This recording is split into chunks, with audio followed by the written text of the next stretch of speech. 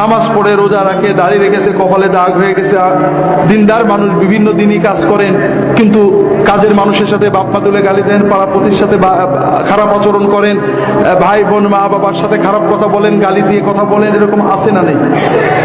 হাজিরিন, অল্প সময় আল্লাহ রাসূল সাল্লাল্লাহু আলাইহি ওয়াসাল্লাম ক্রাইটেরিয়া ঠিক করে দিয়েছেন। ভালো আচরণ কাকে বলে, খারাপ আচরণ কাকে বলে, আর ভালো আচরণে কি হয়।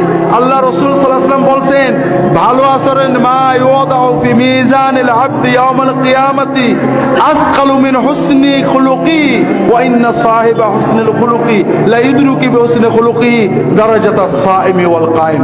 কিয়ামতের দিন আপনার আমলনামায় ভালো আচরণ এর চেয়ে ভারী আমল আর কিছুই হবে না।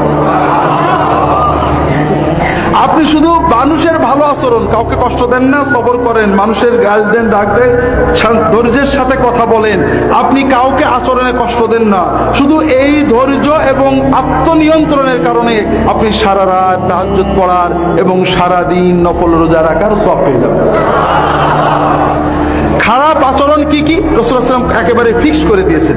বেশি কথা বলা, অহংকার করা, মানুষের সাথে রূঢ় আচরণ করা, কথা দিয়ে কষ্ট দেওয়া, গালি দিয়ে কথা বলা,